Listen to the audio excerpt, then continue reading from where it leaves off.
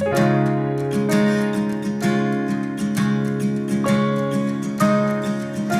is everybody excited? I'm super excited.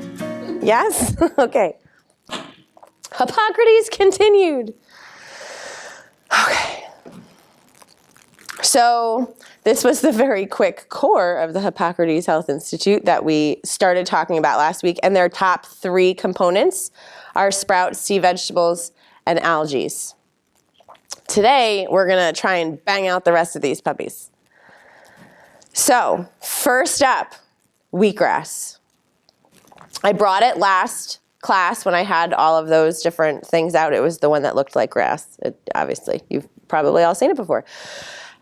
But wheat, because this wheatgrass comes from wheat berries. Wheat is known as the staff of life because it is a pretty important substance. It's one of 6 spices of the land. That's what the Bible refers to it as. So it's like, 6 spices. Spices are medicine. This is important stuff. So the 6 are wheat, barley, grapes, figs, pomegranates, olive oil, dates. Well, olives for oil and dates for honey, which I thought was interesting. But that makes sense. So yes, okay. Wheat by itself has got 96 out of 115 elements within itself from the periodic table. So this is why it's a pretty important thing. Like that's a pretty super all-encompassing food right there.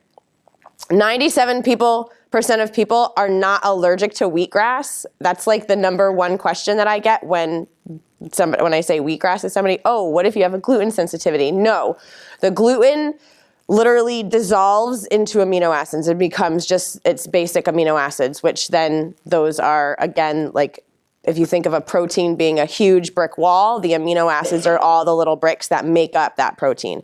So the gluten gets completely broken down into amino acids, and then it has no problem going through 97% of people's digestive tracts. Okay. Wheatgrass is grown from wheat berries, so if you want to go and buy wheatgrass on Amazon, that's what you buy. Wheatgrass is not lawn grass. It does not regrow every year. It is a wheat staff, but it starts out as grass. So like one wheat berry grows up into one thing and it does not regrow. So it's not like you can sprinkle this out in your yard. It's completely different. It is a rich source of beta carotene, which is an antioxidant. Like really super rich in that. It helps your body build red blood cells, and those are important because they carry oxygen throughout your body. Those are what oxygen holds onto to get everywhere through your circulatory system. Wheatgrass, in and of itself, contains 103 vitamins and minerals. It is a super, super rich source of vitamins A, C, D, K, the B complex, including B17, which is not normally talked about in the United States. Laetrile, it's a pretty strong anti-cancer vitamin. It is a rich source of chlorophyll.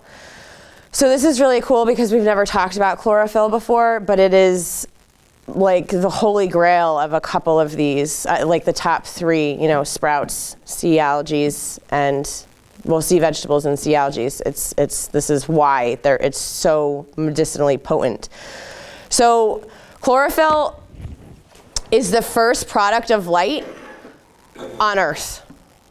Light comes to Earth, hits the plants, we get turns into chlorophyll, and then we can have life. So the energy that we get from the sun is of the utmost importance. This is the stuff that comes in contact with it. Chlorophyll is basically the blood of the plant. Its molecular structure is almost identical to hemoglobin, which is the molecule that oxygen binds to on the red blood cell. Chlorophyll, because of that nature of oxygen, right? Think of, I have this later, but think about hydrogen peroxide. We just put some on our daughter's toe last night. And we were explaining to her that it's the oxygen that's in there that's making all of these bubbles. And Martin was like, wait for the bubbles, wait for the bubbles. And it was so exciting. And she was hysterical. And so It was like a little science. Hysterical crying. Hysterical crying, right, yeah, because she's our sensitive soul. Anyways, so that's why it purifies the blood, is because it has a molecular structure that's almost identical to hemoglobin.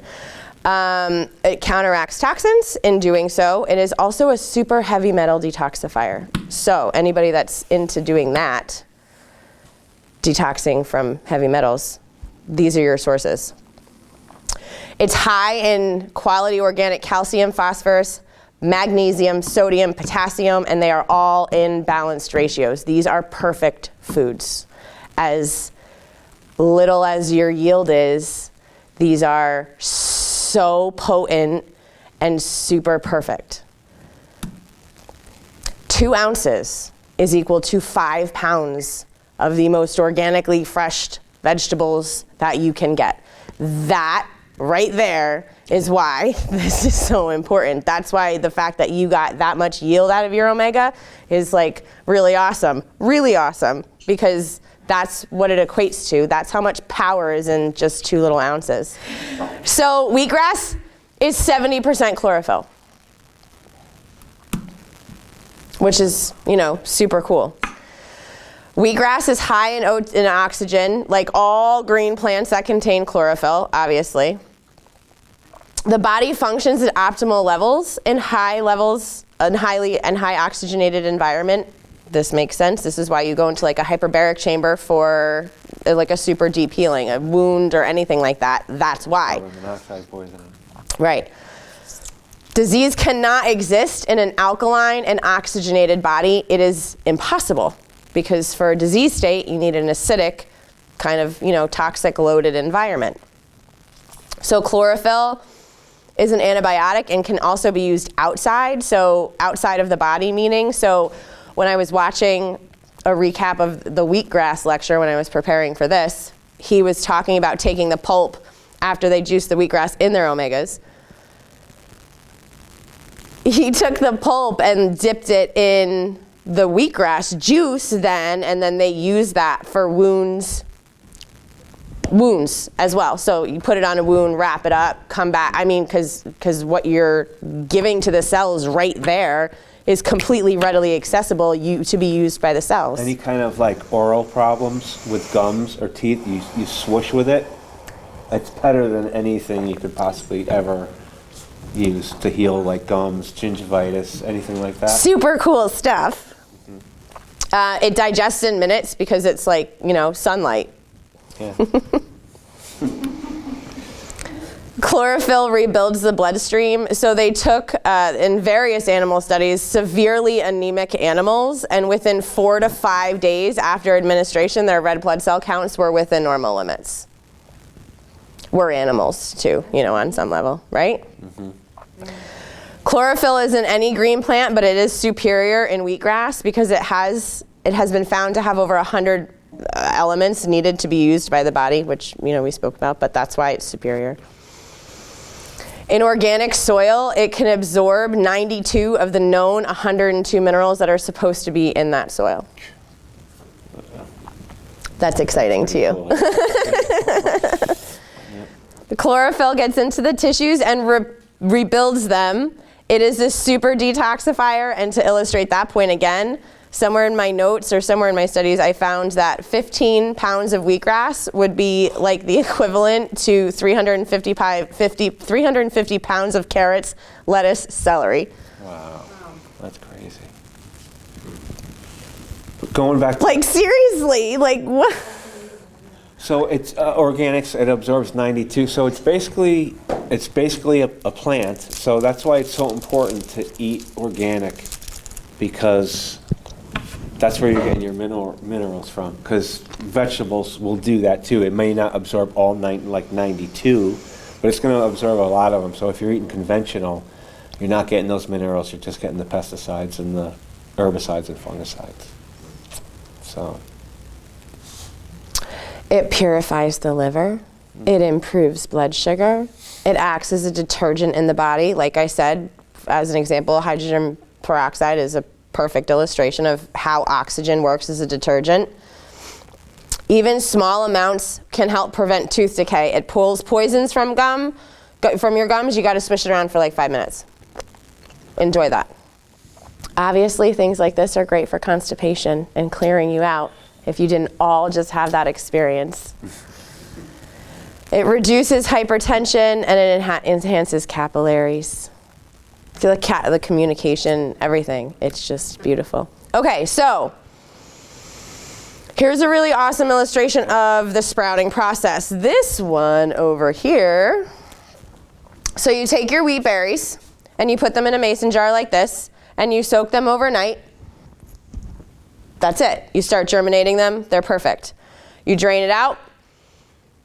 Rinse it twice a day, maybe for 24, really probably no more than 48 hours. And they're going to start to grow tails on them in the jar.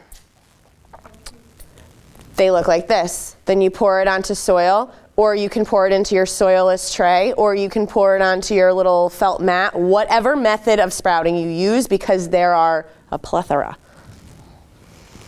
Then you cover it, because you want it to resemble being in the soil and dark. So it needs to go into the darkness. And then when it starts to grow, a little shoot, you can take it off and then it'll start to turn green and it'll get to that stage pretty relatively quickly. You want to hit the next slide? This is the wheat berries. It's kind of blurry, but this is the wheat berries with the tail on it. Plant it right away because they're trying to get into the soil. Here's just another, this is more of like along our setup. Yep. Are we trying to get them into the sun at one of those points to get sunlight or no? If you have sun in you, yes, ideally. You want them to be in the sun. But the really cool thing about sprouting is that it doesn't have to be in direct sunlight. You can do it right on your countertop as long as there's light in the room. Don't do it in an office where there's no windows, obviously. They're just not going to be super green. They'll grow. But, yeah, so. You could do one bank of like a grow light, like a little bank, and like hang it, and like you could probably get like 3 or 4 trays under that type of thing. This is perfect. Day 1, and this person didn't even soak them. So, actually, I'm going to say maybe they soaked them. This is not, I guess, yeah, this could be day 3. But not after soaking. This is day 1 after planting because you can't, so this is a little bit off. But again, just a really nice illustration. Day 13, perfect, which is about right. Day 10 to 14. You know when they're done, they start to split. The wheatgrass starts to split. After it's, you're right. After it's first split, you're done. Oh, and here's a soilless tray.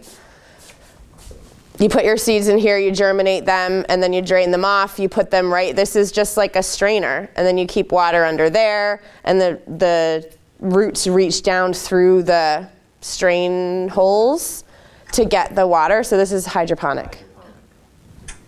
And they grow just like that. This is not my favorite. I like soil.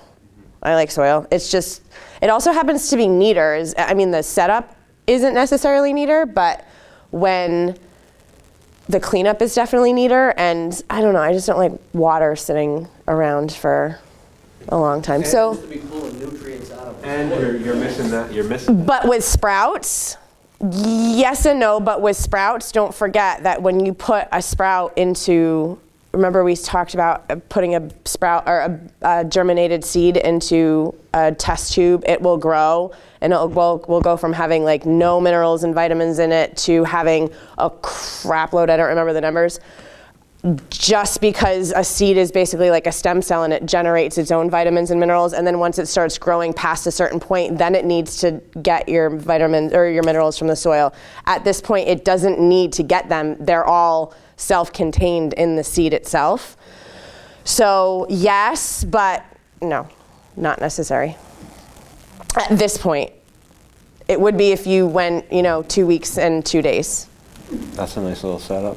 Right? Mm-hmm.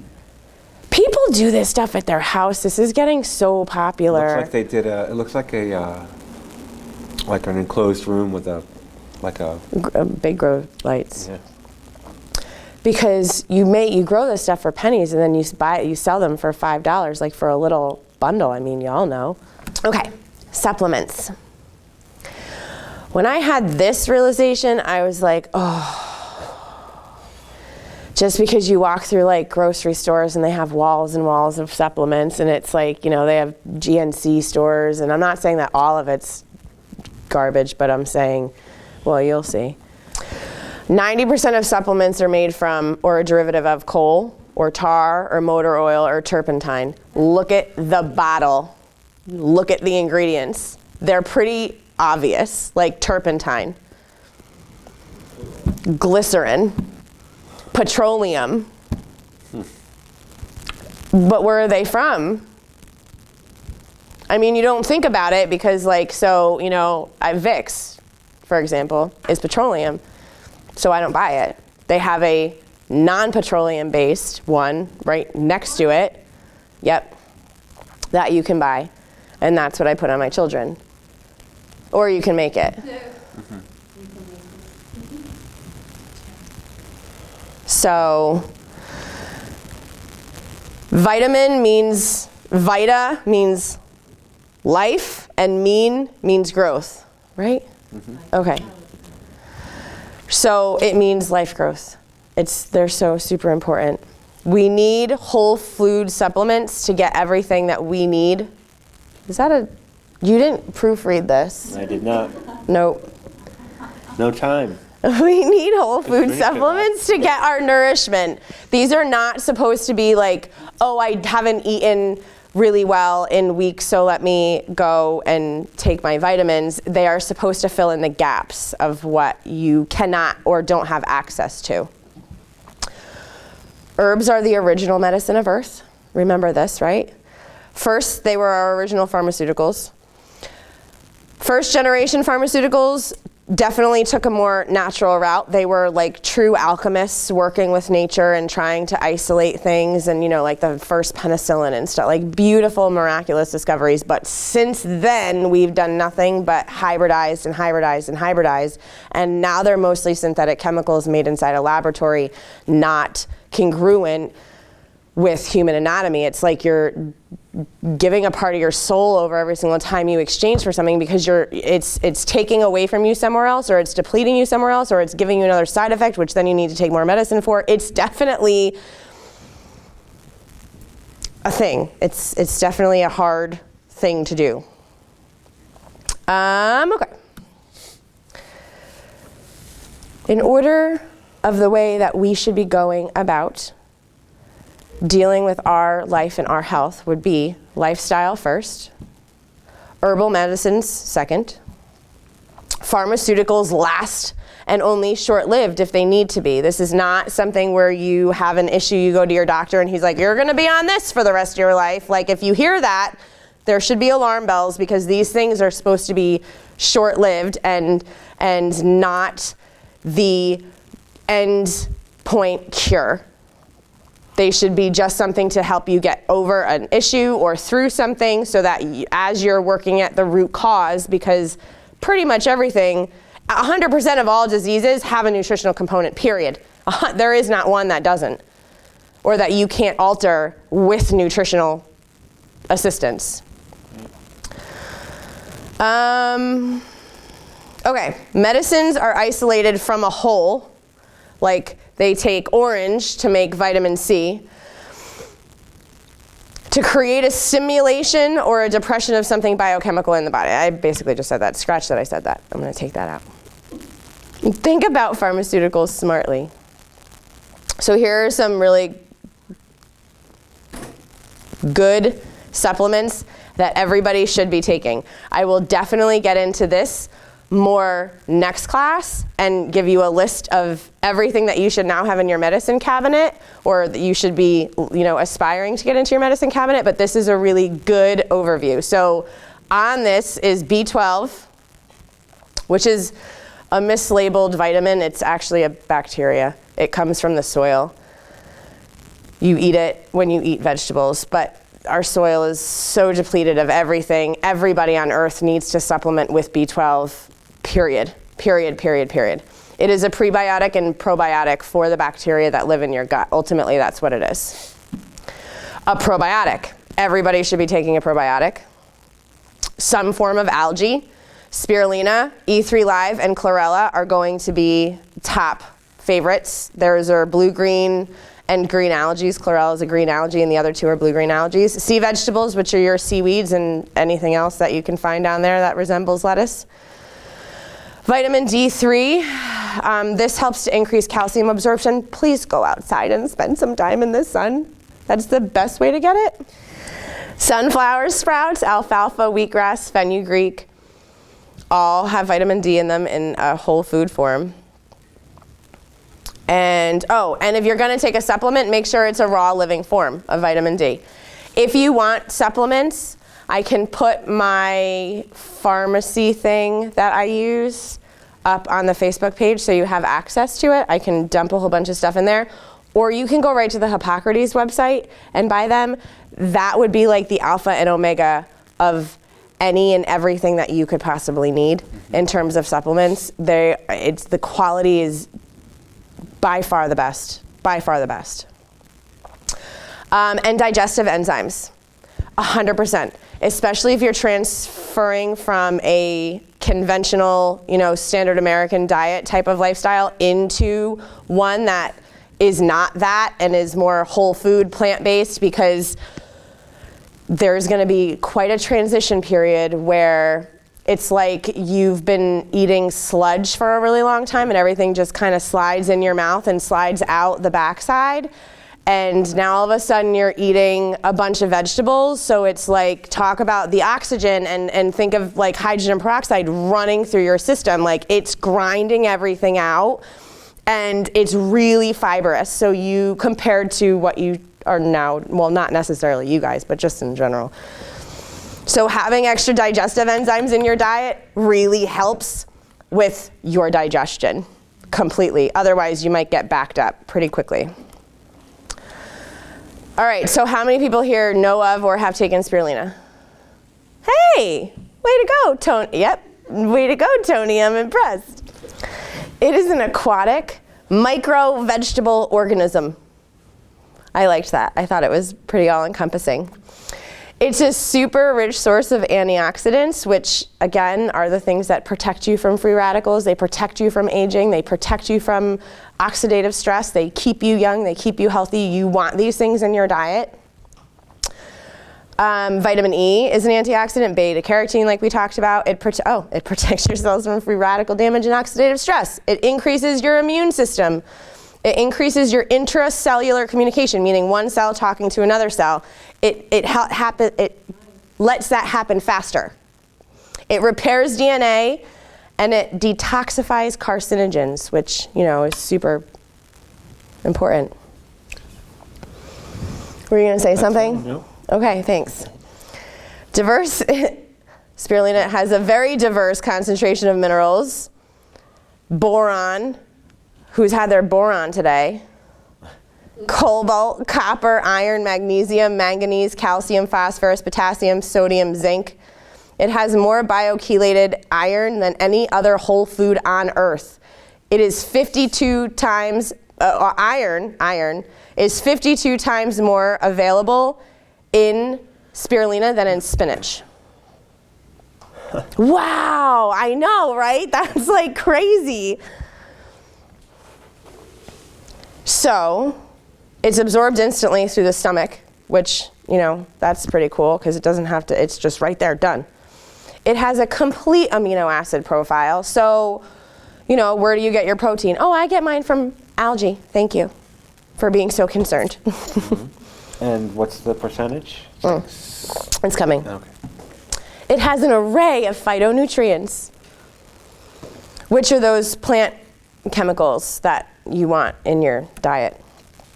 It has more chlorophyll than wheatgrass. And we know how important chlorophyll is now. The cell wall of spirulina is chlorophyll. It is chlorophyll is the most important molecule in photosynthesis. We talked about that. It allows the plants to absorb energy directly from the sun. It creates proteins that directly repair DNA. That's like sun DNA. That's like so brilliant.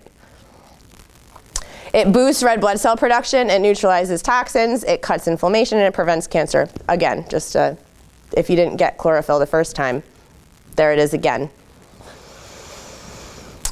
It contains all of your essential omega-3 and omega-6 fatty acids, your DHA and EPA, but in a perfect ratio. Like again, here we have another perfect, awesome food. Fun fact. Algae are the first omega fats that fish and other animals eat. So everybody needs these things for their brain development, and algae is where fish get theirs. So instead of eating fish for your omegas, just go right to the source. Right. It has a very soft cell wall for easy assimilation directly through the stomach lining. This is not like your typical plant that has to go through like a huge process in order for you to rip the cell walls apart to get in the nutrients that are inside the cell wall to come out. This is just, whoop, hi, I'm here. Here's a picture of powdered spirulina and the tabs. That is what the tabs look like. Here's a picture, yes, that's it. Here's a picture of raw spirulina. I think it was like $80 for this jar. And I mean, you're only taking like a tiny little bit. Right. So but I have never done this. I've only ever done the E3 Live. At one point in my life, I will do this, or y'all can let me know. We'll race to the finish. Who gets there first? Let me know. It has 70% protein. That is what it is. It is 70% protein. Vegetables, about 10% protein, plus it requires energy for breakdown within your body, right? Not this stuff. It's 20% more bioavailable protein than soybeans. 20 times, thank you. 20 times more bioavailable protein than soybeans. It has 40 times more bioavailable protein than corn, and 400 times bioavailable protein than beef, meaning because the protein that's in beef that everybody is so crazy about getting is wrapped up in the cells of the beef, and your body has to deconstruct all of that and takes all that energy to do all of that work, when again, like, come on, you can just go right to the source and do it in a much easier package. And most beef doesn't even have that much protein anymore because they feed it like corn and grains. Well, healthy stuff, right, yeah, right. No protein in that. The quality of your food equals the quality of your life. I mean, it's that simple. Spirulina is high quality life. I should write that. You're gonna have to go back and edit this. I know, that's what I do. Okay. Spirulina is an immortal plant. Immortal plant? Not immortal. Immortal plant. It can reproduce itself within 24 hours. For example, it takes a tomato plant 45 to 55 days and it won't regrow. I mean, it reseeds, but it won't regrow. This stuff, 24 hours, and it's there. It's been renewing itself for billions of years. Humans can live on raw spirulina and pure water. It literally has everything required for life. Like that jar that I showed you before, if you want to, take a test run at that, film it. I want to see. Yeah. Algae transforms sunlight into living matter more efficiently than any other plant on the planet. Again, if you can't tell it, I think that is like magic. Do you talk about the farm? No. Up in Vermont? Let's see where we can fit that in. When you eat life, when you eat light, you eat life. Here's a cute little spirulina bowl you can make yourself. Yeah. Water. This is like super important. Way super, super, super important. Your body is 75% water. Earth is 75% water. Vegetables are 75% water. I thought that was brilliant. Your bones are about 13, your muscles are about 76, your brain is about 81, and your blood is 91% water. So I would say that if there is something that you should be doing more than eating on a daily basis, it would have to do with water.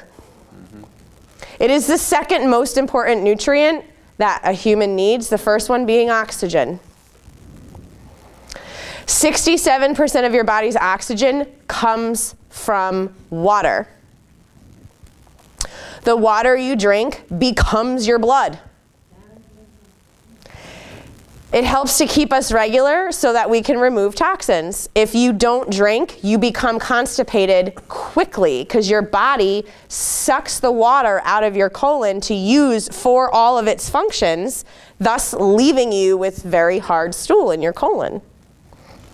It keeps us lubricated. Joints, saliva, everything else. It supports proper metabolism and is necessary for cell repair. I mean, those things are kind of obvious. 80% of Americans are chronically dehydrated. 40% have a thirst mechanism that is so weak they mistake it for hunger. 1 glass of water will shut down any sort of midnight hunger pangs that you get in the middle of the night, and that is a study. That's proven. It's a study done out of the University of Washington. Some signs and symptoms related to dehydration are headache, fatigue, back pain, joint pain, cold hands and feet, fuzzy short-term memory, difficulty focusing. Now, these are, they could be for anything, but those are pretty common.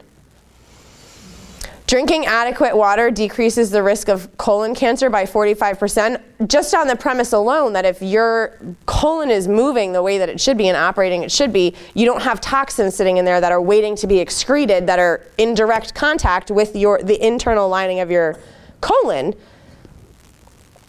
It eases back pain and joint pain in 80% of the sufferers that went to water as a solution. And it improves sleep in almost everyone. If you are not sleeping well, water. It's like the fastest thing. You can squeeze a lemon into water to make it alkaline. And then you drink it. It does. How to rehydrate? Living foods. How much? Veggies, 75% water. Veggie juices, obviously, that's water. Herbal tea is a really good way. Martin's going to have to help you with the math on this one. There you go. You can just... So you're supposed to drink 1/2 to 3/4 of your body weight in ounces per day.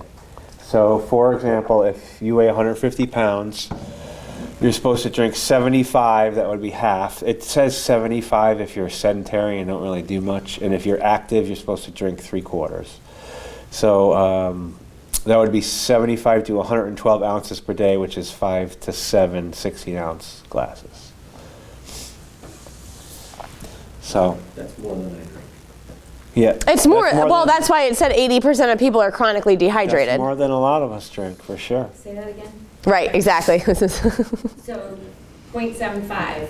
So if you're 120, you're supposed to drink about 60 ounces of water a day, which is 6 10-ounce glasses. Do you have to take in consideration if you're working out, like increase? Yeah, so the more active you are, the more you need to drink. Yeah. So you're going to be closer to the 112 ounces. But think about how much more you can improve your life just right there.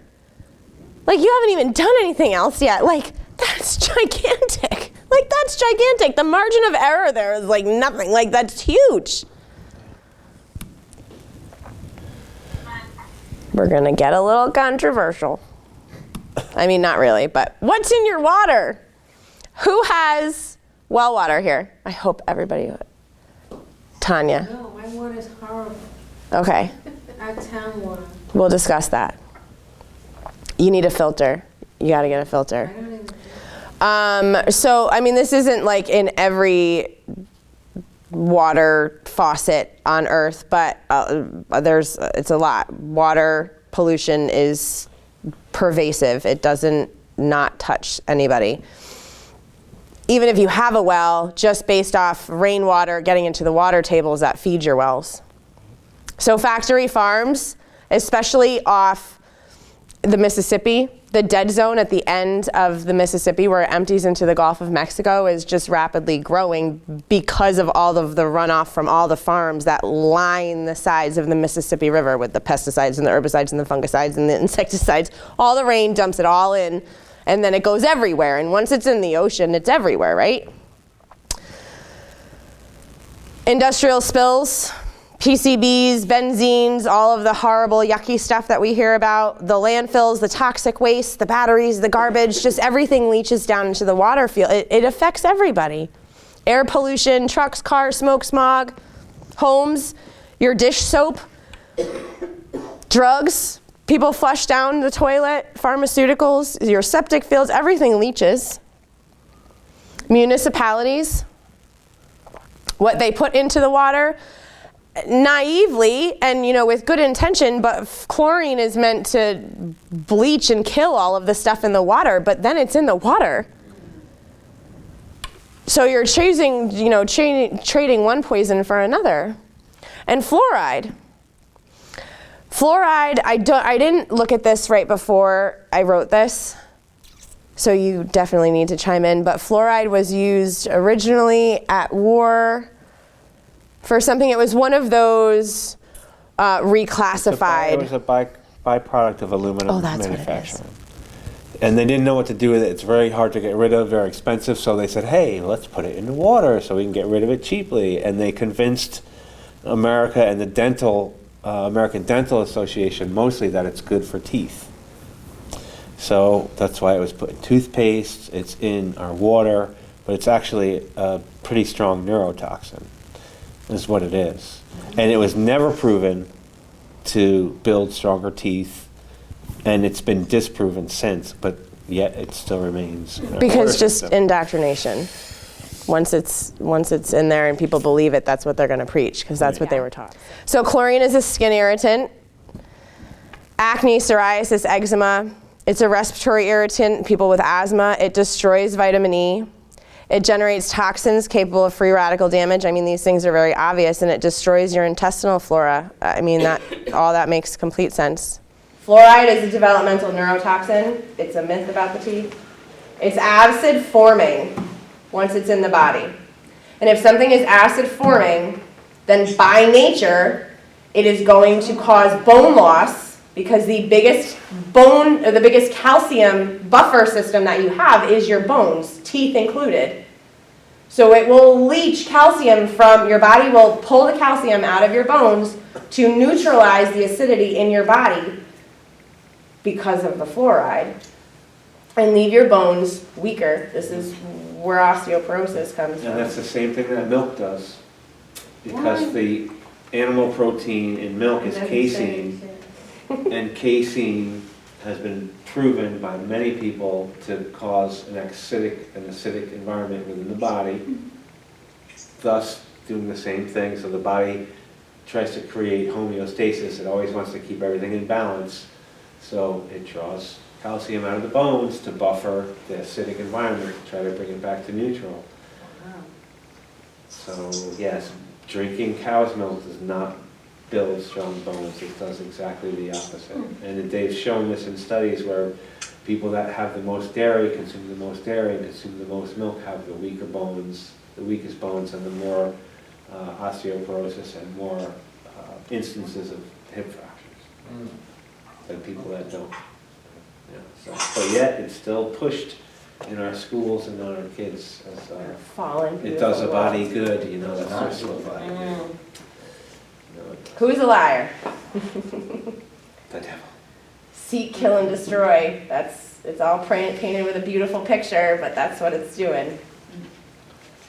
It attacks the thyroid. The thyroid is one of your master glands. It regulates your metabolism, which is everything to you. And temperature, I threw that one in there. But really, metabolism, that's a huge one. And your pineal gland. Anybody know anything about your pineal gland? This is this gland in the hypothalamus, or the hippocampus, since I was a child. It fascinated me. It sits between your eyes back in your brain. And it's one of the very first glands that are developed in your utero, 16 days in.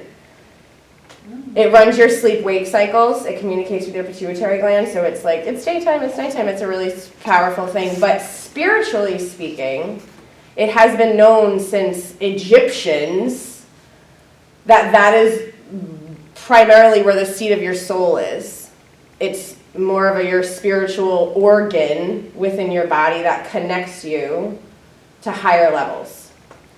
Now, in this country, by the time you're 18, because your body has been bombarded with all of these toxins and especially fluoride, like for, since the 50s on up, your body calcifies it to protect it. You can undo this calcification through processes, and just removing this stuff naturally, it'll happen. But yes, that's kind of not, so looking at it from that perspective, it's like, it's just one more thing that is just cutting us off as human beings. If that's, some sort of a walkie-talkie antenna system built right in, yes, we have our spirit, which is a connection point, obviously, but if there's an actual physical structure in our anatomy that works as an antenna, in a way, a really good way to keep people connected and disconnected from who we are and who created us would be to completely obliterate that organ with, means of neurotoxins. Third eye blind. Bing, bing, bing, bing, bing, bing, bing, bing, bing. Right? That was good. That was good. That's what we are. Water solutions. Okay, so here's what we can do. You can get a portable water pitcher like those Britas, except don't get a Brita because they are literally the worst ones on the planet. Zero water? Zero water pitcher is the one that you want to get. It blows Brita out of the water completely. I just watched a demonstration through my class. I couldn't find one on YouTube, and I can't take the class movies or clips. But they had a Brita and a zero water, and he put water into both with red food dye, and the Brita came out red, and the zero water came out clear. Food combining is another part of the Hippocrates lifestyle. This is not something that I'm going to dive into in a deep way other than this. The purpose of food combining is to decrease digestive stress and reduce toxic loads. If you get to a point in your health journey where this is important to you, it is very easy to follow. You keep meats and grains separately.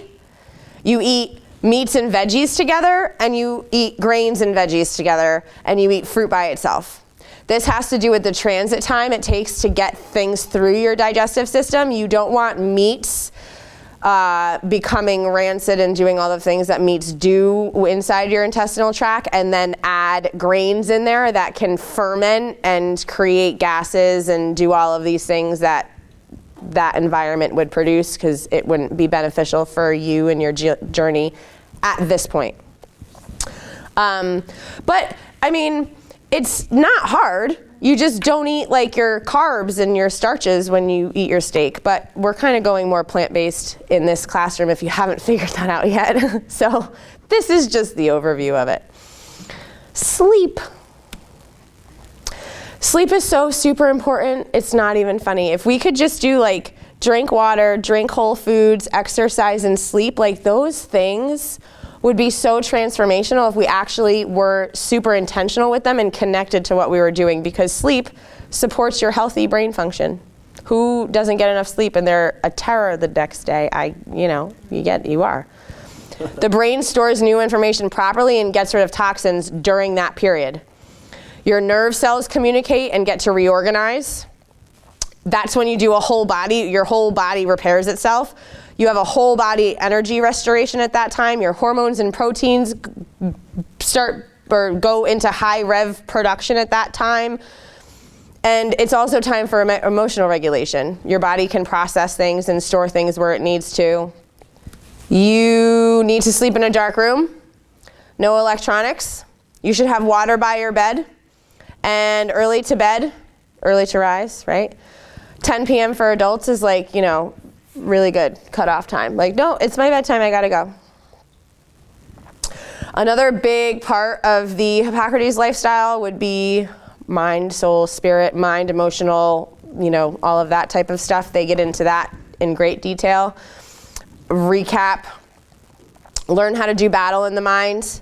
You are the one in your brain that has the authority to hold thoughts captive. You are not the one held captive by your thoughts. It is a very easy to misjudge thing, but it is a huge distinction to make, because once you understand that you're the one that has the power to do that, then you have the power to change a lot about your reality. You reach for God's healing and accept the path that he puts you on and honor what it takes to get you there, and you will get there. It's like ordering a pizza. Pastor Frank gave this example once, and I loved it because it's so true. When you pick up the phone to order a pizza, there is no doubt in your mind then. You know it's coming. You know it in your body. You know it. Like, okay, I'm gonna set the table. I'm gonna do this. Like, that level of expectation, you know what that feels like. It's so simple. It is complete open receiving. There is no resistance there. You're not feeling like, oh, but I don't really want it, but I do want it, but I don't really want it. Like, is it coming? I don't know if it's coming. No, it's open lines of connection. There is no resistance cutting you off from what you need. This is what you need to do, and this is how you need to reach for healing on a deep level, on a soul level, if that's what you need. If you are running into experiences or situations in your life and you're seeing patterns and you're not growing out of those patterns, and you keep repeating the same thing and going around the same mountain and the same mountain and the same mountain, that would be definitely something that you should bring to God in that way, like ordering a pizza. Like, okay, I need to get through this now, and then you guys co-create your journey around it and you get through it. Look at your experiences as lessons, your life experiences as lessons, good or bad, because that is what they are.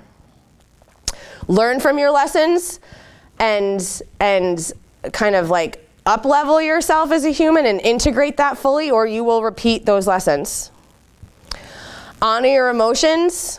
When you have them in the moment, don't shut them. Oh, that was a big bang. Honor your emotions in the moment. Don't shut them down. You need to release them.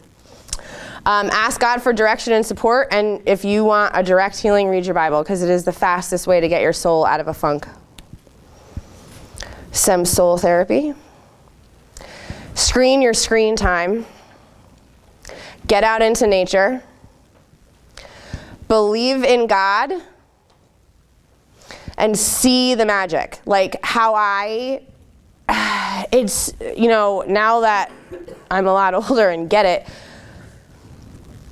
when I see magical things like, how spirulina interacts with the body, or how a seed germinates and the life that comes out of that, like, that's the magic I'm talking about. Like, this place is insanely beautiful. Earth is just mind-blowing when you sit with it and you let it show you what it can do. And like, this was all created for us. And if you think that that's fascinating, like, look at this highly sophisticated piece of equipment that we all get to walk around in every single day. Like, it just ain't nothing normal. Like, it's just crazy mind-blowing. Experience Earth, like I just said. Be free. Freedom is, we don't like to be oppressed. But know what stillness is. Know what sitting with yourself and being able to allow things to come up and being able to have a conversation with yourself and a conversation with God. Know what that stillness feels like. Don't, think that you should always be constantly on the move and constantly reaching for something and constantly going. Like, you need to be able to practice stillness. And that, ladies and gentlemen, is a very brief overview of the Hippocrates Health Institute. Not one disease known to man doesn't have a direct link to a nutritional deficiency. I said that. And I haven't done this, but I give all of the credits for every single slideshow I've ever done to Hippocrates and to my functional nutrition class. I think that's it. Yep. Good job. That was cool.